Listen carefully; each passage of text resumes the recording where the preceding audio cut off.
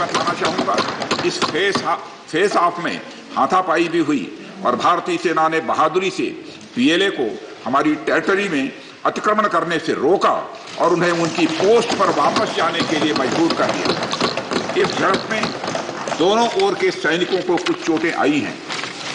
उपसभापति महोदय, मैं इस सदन को यह बताना चाहता हूं कि हमारे किसी भी सैनिक की न तो मृत्यु हुई है और न ही कोई गंभीर रूप से घायल हुआ। इंडियन मिलिट्री कमांडर्स के टाइमली इंटरवेंशन के कारण पीएलए सोल्जर्स अपनी लोकेशंस पर वापस चले गए और इस घटना के पश्चात एरिया के लोकल कमांडर ने 11 दिसंबर 2022 को अपने चाइनीज काउंटर पार्ट के साथ स्थापित व्यवस्था के तहत एक फ्लैग मीटिंग भी की और इस घटना पर चर्चा की।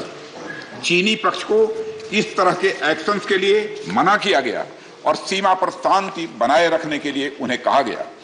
इस मुद्दे को चीनी पक्ष के साथ कूटनीतिक स्तर पर भी उठाया गया है। उपसभापति महोदय, मैं इस सदन को आश्वस्त करना चाहता हूं कि हमारी सेनाएं हमारी भौमिक अखंडता को सुरक्षित रखने के लिए पूरी तरह से प्रतिबद्ध हैं और इसके खिलाफ किसी भी प्रयास को रोकने के लिए सदैव तत्पर है। मुझे विश्वास है कि यह सदन हमारी सेनाओं की वीरता और साहस को एक स्वर से समर्थन देगा और अध्यक्ष महोदय, मैं आश्वस्त हूं कि यह संसद बिना किसी संशय के भारत की सेना की क्षमता, शौर्य, पराक्रम और प्रतिबद्धता का भी अभिनंदन करेगी। धन्यवाद।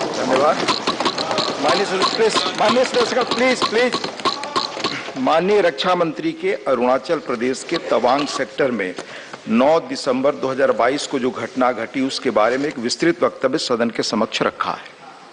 माननीय सदस्यगण, हमारी सेनाएं पूरी मुस्तैदी और ताकत के साथ हमारी सीमाओं पर तैनात हैं और उनके शौर्य और वीरता पर पूरे सदन को हम सबको विश्वास और भरोसा है। देश की सीमाओं की सुरक्षा और संप्रभुता के लिए सर्वोच्च बलिदान देने में भी हमारे सैनिक सदैव तत्पर हैं और रहेंगे। माननीय सदस्य, यह एक संवेदनशील विषय है। जैसा माननीय रक्षा मंत्री जी ने बताया, सरकार उत्पन्न हुई स्थिति को पूरी गंभीरता के साथ ले रही है और सभी आवश्यक कदम उठा रही है। मुझे विश्वास है कि इस संवेदनशील मुद्दे पर पूरा सदन एक है और एक मत से हम यह संदेश इस सदन से देना चाहेंगे कि देश की सुरक्षा की चुनौतियों का सामना करने में सभी दल और पूरा देश एक साथ है। माननीय सदस्यगण, मैं आपको बताना चाहूंगा इस सदन के अतीत के कुछ उदाहरण।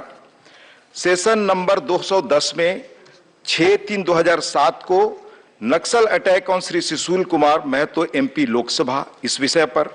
फिर सेशन नंबर 212 26/11/2007 को सीरियल बम ब्लास्ट यूपी।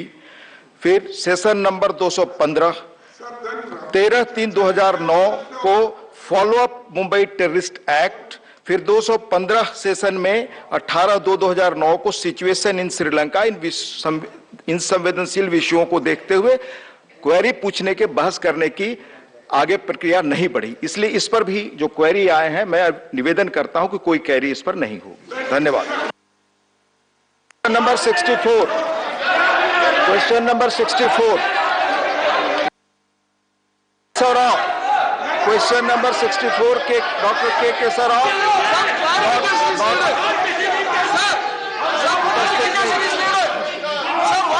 मंत्री जी, क्वेश्चन नंबर 64